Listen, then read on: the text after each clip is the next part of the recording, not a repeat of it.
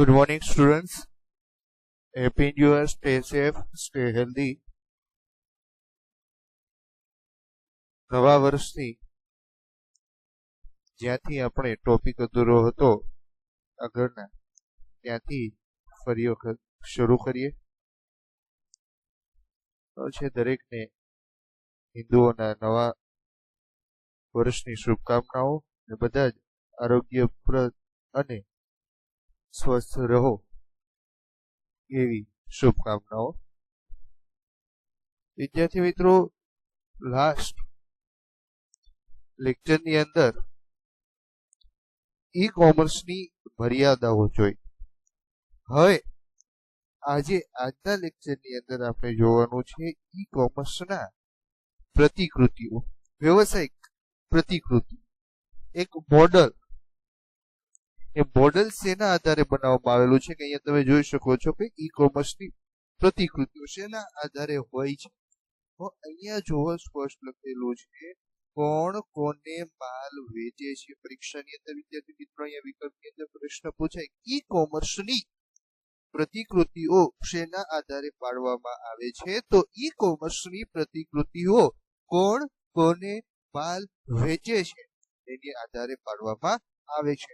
જ્યારે આપણે વ્યવસાયિક પ્રતિકૃતિઓ કરતા હોઈએ છીએ ત્યારે હંમેશા બે પક્ષ હોય, એક ખરીદનાર હોય અને વેચનાર હોય. તો અહીંયા ખરીદનાર કોણ છે અને વેચનાર કોણ છે એના આધારે ઈ કોમર્સની પ્રતિકૃતિઓ પાડવામાં આવેલી છે.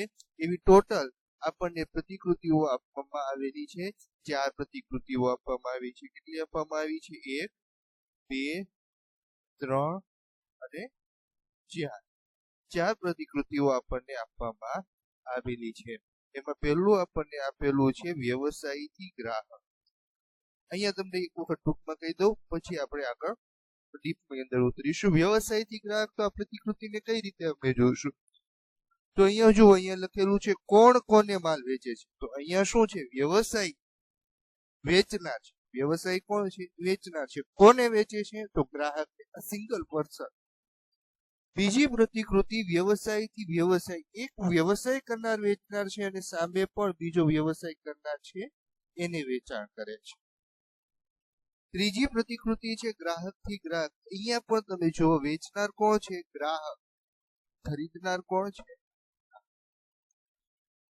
અને અંતિમ પ્રતિકૃતિ અહીંયા એક ગ્રાહક છે. એ ગ્રાહક એક વ્યવસાય કરનારને પોતાનું ઉત્પાદન વેચે છે. તો આ રીતે કોણ કોને માલ વેચે છે એના આધારે આ પ્રતિકૃતિઓ આપવામાં આવેલી છે. બીજું કહીએ તો આ દરેક પ્રતિકૃતિના શોર્ટ ફોર્મ તમારે યાદ રાખવાની છે. અહીંયા તમને આપેલું છે B2C. B એટલે બિઝનેસ, 2C, C એટલે કન્ઝ્યુમર. હા, બિઝનેસ એટલે કોણ થશે? વ્યવસાય જે વેચનાર છે. C કન્ઝ્યુમર, ગ્રાહક એટલે એ ખરીદનાર. રીતે B2B એટલે બિઝનેસ ટુ બિઝનેસ, વ્યવસાયથી વ્યવસાય.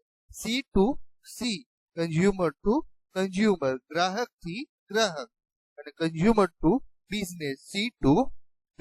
આ 4 પ્રતિકૃતિઓ જે આપણને આપેલી છે એના વિશે અહીંયા અંદર ડીપની અંદર અભ્યાસ કરવાનો છે.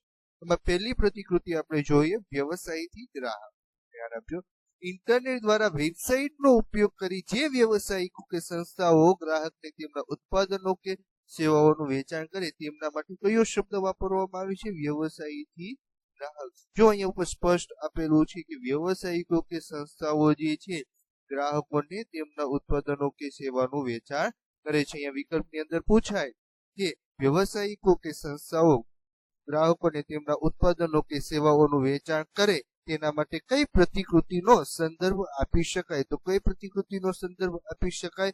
વ્યવસાયથી ગ્રાહક. ત્યાર પછી નેક્સ્ટ, ગ્રાહકો કોઈ પણ સ્થળેથી કોઈ પણ સમયે ઉત્પાદન કે સેવાઓ પસંદ કરી તેનો ઓર્ડર આપી શકે છે. આ એક સિમ્પલ વસ્તુ છે. આગળ પણ આપણે જોઈ કે ઈ કોમર્સ કેવી વસ્તુ છે. આપણે કોઈ પણ લેપટોપ હોય, કોમ્પ્યુટર હોય કે જ્યાં આપણને ઇન્ટરનેટ મળી શકે છે, વેબસાઇટ કે એપ્લિકેશનનો વ્યવસ્થિત રીતે ઉપયોગ કરી શકીએ છીએ, એ જગ્યાએથી આપણે ઓર્ડર આપી શકીએ છીએ. અને અહીંયા મેન ફાયદો શું છે? તો અહીંયા જુઓ, વેચનાર પોતાના ઉત્પાદનનું વેચાણ કોઈ પણ મધ્યસ્થી વિના સીધું જ ખરીદનારને કરી શકે છે અને ખરીદનાર કોણ છે તો એક સ્વતંત્ર ગ્રાહક. અહીંયા વિકલ્પ યાદ રાખજો કે કઈ પ્રતિકૃતિની અંદર ખરીદનાર એક સ્વતંત્ર ગ્રાહક છે તો કઈ પ્રતિકૃતિ આવશે? વ્યવસાયિક ગ્રાહક. અથવા તો એવો પણ પ્રશ્ન પૂછાય કે વ્યવસાયિક ગ્રાહકમાં સ્વતંત્ર વ્યક્તિ કોણ છે તો કોણ કહેવાય? ગ્રાહક. આમાં કોઈ પણ વચ્ચે મધ્યસ્થી નથી આવતું. સીધું કંપનીની અથવા તો ઉત્પાદકની વેબસાઇટથી પણ ગ્રાહક પોતે ખરીદી શકે છે. ઉત્પાદન સરળતાથી અને ઝડપથી ખરીદી શકાતા હોવાને કારણે ગ્રાહકોમાં વધુ પ્રચલિત છે. અને આ પણ યાદ રાખજો, સૌથી વધુ પ્રચલિત પ્રતિકૃતિ ઈ કોમર્સની કઈ છે તો કઈ આવશે? B2C અથવા તો આપણે જેને કહીએ છીએ વ્યવસાયથી ગ્રાહક. બરાબર છે. એમાં કયા કયા કાર્યો થાય તો ઓનલાઈન બેન્કિંગ, મકાનની લે વેચ, પરિવહનની સુવિધાઓ. એના એક્ઝામ્પલ આપેલા છે વેબસાઇટના. Amazon.com, Reddit.com, Flipkart.com, Flipkart.com અને આ સિવાય ઘણી બધી વેબસાઇટો છે કે જે B2C એટલે કે વ્યવસાયથી ગ્રાહકની પ્રતિકૃતિ ઉપર આધારિત છે. આમાં લિમિટેડ એક્ઝામ્પલ આપેલા છે, પણ અત્યારે ઘણી બધી એવી વેબસાઇટો જે છે કે આ મોડલ ઉપર વર્ક કરે છે અને આ મોડલ ઉપર આધારિત ઘણી બધી વેબસાઇટો છે. તો મિત્રો અહીંયા જેટલું હાઇલાઇટ કરેલું છે એટલું વ્યવસાયિક ગ્રાહકની પ્રતિકૃતિની અંદર યાદ રાખવાનું છે. એમાં વેચનાર કોણ છે? વ્યવસાયી. ખરીદનાર કોણ છે? સ્વતંત્ર ગ્રાહક. સૌથી વધુ પ્રચલિત પ્રતિકૃતિ કઈ છે તો B2C. બરાબર. એમાં કઈ સુવિધા આપવામાં આવે છે તો કોઈ ઓનલાઈન બેન્કિંગ, પ્રકારની લે વેચ, પરિવહનની સુવિધાઓ. અને વેબસાઇટના નામ પૂછવામાં આવે તો Amazon.com, Reddit.com, Flipkart અને Flipkart.com. નાઉ નેક્સ્ટ પોઈન્ટ, વ્યવસાયથી વ્યવસાય. જો અહીંયા એક અલગ વસ્તુ છે. અહીંયા વેચનાર પણ વ્યવસાયી છે અને ખરીદનાર પણ કોણ છે? વ્યવસાય. બંને વ્યવસાયી છે, વેચનાર અને ખરીદનાર. તો આ કઈ રીતે શક્ય બને છે? તો કોઈ પણ પહેલો વ્યવસાય અહીંયાથી જો બે વ્યવસાય શબ્દ વાપર્યો તો પહેલો વ્યવસાય હોય એ ઉત્પાદક હોય અને બીજો એનો ડિસ્ટ્રીબ્યુટર હોઈ શકે, એનો સપ્લાયર હોઈ શકે, અથવા તો એક દુકાનદાર હોઈ શકે. જે ઉત્પાદક પાસેથી જથ્થાબંધ માલ લેનાર વ્યક્તિ હોઈ શકે. જો અહીંયા આપેલું છે વ્યવસાયથી વ્યવસાય પ્રતિકૃતિનો સંદર્ભ આપવામાં આવે છે. B2B માં વેચનાર અને ખરીદનાર બંને કોણ છે? વ્યવસાય. આ પરીક્ષાની અંદર પ્રશ્ન પૂછે કે કઈ પ્રતિકૃતિની અંદર વેચનાર અને ખરીદનાર બંને વ્યવસાય હોય તો કઈ આવશે? B2B, જેને આપણે વ્યવસાયથી વ્યવસાયની પ્રતિકૃતિ તરીકે ઓળખીએ છીએ. તો આ વ્યવસાયકાર કોણ હોય છે? પહેલું તમને એક વસ્તુ મેં કીધી, ઉત્પાદક. ત્યાર પછી પુરવઠાકાર, વિતરક, ડિસ્ટ્રીબ્યુટર, મધ્યસ્થી એટલે કે એજન્ટ. બરાબર છે. આ બધા જ વચ્ચે એક રિલેશનશિપ સ્થપાય છે, એને ઈ રિલેશનશિપ તરીકે ઓળખવામાં આવે છે. યાદ રાખજો, ઉત્પાદક, પુરવઠાકાર, વિતરક અને મધ્યસ્થી વચ્ચે ઈ સંબંધ કઈ પ્રતિકૃતિના માધ્યમથી સ્થપાય છે તો કઈ પ્રતિકૃતિના માધ્યમથી આવશે? વ્યવસાયથી વ્યવસાય અથવા તો બિઝનેસથી બિઝનેસ.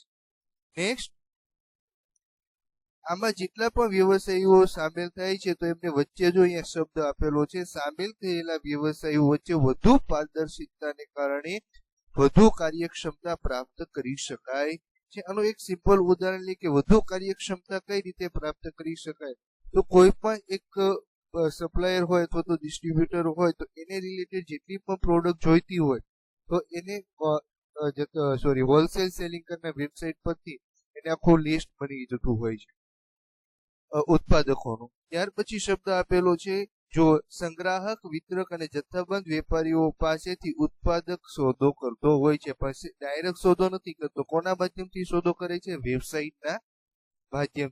વેબસાઇટના માધ્યમથી એને માહિતી મળે છે કે કઈ કંપનીની ઉત્પાદનની કેપેસિટી કેટલી છે અને કેટલા સમયની અંદર એને આન્સર આપે છે. આના માટે તમને આગળ કહીશ કે કઈ વેબસાઇટ તમારે જોવી જોઈએ. સંસ્થાઓ તેમની સામાન્ય વ્યવસાયિક પ્રવૃત્તિઓ જેવી કે જુઓ, પુરવઠાકારનું વ્યવસ્થાપન. પુરવઠાકારનું વ્યવસ્થાપન કઈ રીતે હોય તો કઈને કેટલું ઉત્પાદન મોકલેલું છે, કેટલું બાકી છે, એ બધું જ પુરવઠાકારનું વ્યવસ્થાપન. માલના જથ્થાની યાદીનું વ્યવસ્થાપન. કોણ કેટલા સ્ટોકની અંદર ઉત્પાદન ખરીદે છે, કેટલો કોણ ઓછો સ્ટોક ખરીદે છે, કોને ભવિષ્યની અંદર વધારે સ્ટોક જોઈ છે, એનું વ્યવસ્થાપન. ચૂકવણીનું વ્યવસ્થાપન એટલે કોની પાસેથી કેટલી પેમેન્ટ લેવાનું બાકી છે, કેટલું ચૂકવાઈ ગયું છે, આ બધું આના માધ્યમથી જાણી શકાય છે. આ ઉપરાંત વધારાની સુવિધાઓ કઈ આવે તો ટેલિમાર્કેટિંગ છે, મહત્તમ હોલસેલ ની અંદર જથ્થાબંધ ઉત્પાદન વેચવા માટેની. ત્યાર પછી પુરવઠા સાંકળ, માલની પ્રાપ્તિ, નિયત સમયે માલ પહોંચાડવો, આ બધી સર્વિસ વ્યવસાય ટુ વ્યવસાયની અંદર આવતી હોય છે. હવે અહીંયા એક શબ્દ આપેલો છે commodity.com અને tradeindia.com. આ સિવાય indiamart.com વેબસાઇટને પણ આપણે વ્યવસાયથી વ્યવસાયની પ્રતિકૃતિની અંદર ગણી શકીએ છીએ. ઉદાહરણ પૂછે નીચેનામાંથી વ્યવસાયથી વ્યવસાયની પ્રતિકૃતિ કઈ છે અથવા તો કઈ નથી. નેક્સ્ટ, ગ્રાહકથી ગ્રાહક. એક સિમ્પલ વસ્તુ, અહીંયા ખરીદનાર કોણ છે તો કે ગ્રાહક, અને વેચનાર કોણ છે તો કે એ પણ ગ્રાહક છે. અને આને કઈ પ્રતિકૃતિ કહેવામાં આવે છે? C2C. જો અહીંયા આપેલું ગ્રાહકો કે વચ્ચે થતી ઈ કોમર્સની પ્રવૃત્તિના વ્યવહારોને ગ્રાહકથી ગ્રાહકની પ્રતિકૃતિનો સંદર્ભ આપવામાં આવે છે. અને અહીંયા સ્પષ્ટ શબ્દ આપેલું, કોઈ પણ ત્રાહિત પક્ષની સંડોવણી વગર ઓનલાઈન હરાજી અને જાહેરાત દ્વારા તે ગ્રાહકોને પરસ્પર સોદા કરવાની સુવિધા પૂરી પાડે છે. ત્યાર પછી જો અહીંયા લખેલું છે, વેબસાઇટ પર ઇન્ટરનેટનો ઉપયોગ કરતા વેચનાર કે ખરીદનાર બની શકે છે. એટલે કે આપણે પણ આવી વેબસાઇટના માધ્યમથી ઉત્પાદન વેચી પણ શકીએ છીએ અને ખરીદી પણ શકીએ છીએ. અહીંયા એક ઉદાહરણ આપ્યું છે કે હરાજીની વેબસાઇટો હોય, એ હરાજીની જે વેબસાઇટ છે એ ગ્રાહકથી ગ્રાહકની પ્રતિકૃતિનું ઉદાહરણ છે. પરંતુ હરાજીની વેબસાઇટ કઈ રીતે? કોઈ પણ ગ્રાહક હોય તો કે નવી વસ્તુનું ઉત્પાદન કરવાનો નથી, કે પોતાનું પાસે રહેલું જૂનું ઉત્પાદન હોય એ જૂનું ઉત્પાદન વેચાણ કરતો હોય છે. હવે અહીંયા હરાજીમાં કેવું થશે, જૂનું ઉત્પાદન વેચાણ કરવાનું હોય તો જે વધારે કિંમત આપતો હોય એને વેચી દેતો હોય છે. એટલે અહીંયા ઉદાહરણ હરાજીની સાઇટનું આપવામાં આવેલું છે. અને આ સિવાય જૂનું ઉત્પાદન વેચી શકાય એવી અન્ય વેબસાઇટો કઈ છે તો કે OLX.com, Quikr.com અને હરાજી માટે eBay.com. તો આમાં આટલું જ યાદ રાખવાનું છે કે ગ્રાહકથી ગ્રાહક પ્રતિકૃતિ આધારિત વેબસાઇટ કઈ છે તો કે હરાજીની વેબસાઇટ. વેબસાઇટનું નામ પૂછવામાં આવે તો eBay.com, OLX.com, Quikr.com. અથવા તો એવું પૂછવામાં આવે કે કઈ પ્રતિકૃતિની અંદર ગ્રાહક, ખરીદનાર અને વેચનાર બંને હોય છે તો એ કઈ પ્રતિકૃતિ આવશે? C2C. Next and last model. અહીંયા ઉલટું છે, એક ગ્રાહક છે એ ગ્રાહક દ્વારા ઉત્પાદનકાર હોય એટલે કે વ્યવસાયી હોય એને ઉત્પાદનનું વેચાણ કરવામાં આવે.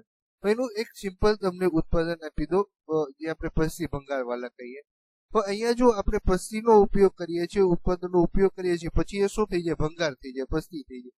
પણ આપણે જેને વેચીએ છીએ એ કોણ છે? પોતે વ્યવસાયકાર છે. એને રિસાયકલ કરી અને આગળ ફરીથી એનું સેલિંગ કરતા હોય છે. આપણે એનો ઉપયોગ કરી લીધો, હવે ઉત્પાદન આપણી પાસે કઈ કામનું નથી એટલે આપણે ભંગારમાં કે પસ્તીમાં વેચી દઈશું. એટલે આપણે ગ્રાહક તરીકે આપણી પાસે જે કઈ પણ ભંગાર અથવા તો પસ્તી હતી વેચી દીધી. ખરીદનાર કોણ છે? વ્યવસાય. એને કઈ રીતે એમાં ફાયદો થશે તો એને એ રિસાયકલ કરશે અને આગળ સેલિંગ કરશે. તો જ્યારે ગ્રાહક દ્વારા ઉત્પાદન की સેવાની કિંમત નક્કી કરવામાં આવે ત્યારે ગ્રાહકથી વ્યવસાય પ્રતિકૃતિને અહીંયા શબ્દ ઉપર ભાર આપજો, અવળી હરાજીને સમાવતી પદ્ધતિ પણ કહેવામાં આવે છે. અવળી હરાજી માટે કયું લેવામાં આવે છે તો કે C2B. અને અવળી હરાજી શબ્દ ખાસ કરીને ખેડૂતો જ્યારે ઉત્પાદનનું વેચાણ કરતા હોય ત્યારે આ શબ્દ વાપરવામાં આવે છે. ખેડૂત ઉત્પાદન વાવેતર કરતા હોય પછી વેચાણ કરતા હોય ત્યારે આ અવળી હરાજી જેવો શબ્દ વાપરવામાં આવે છે.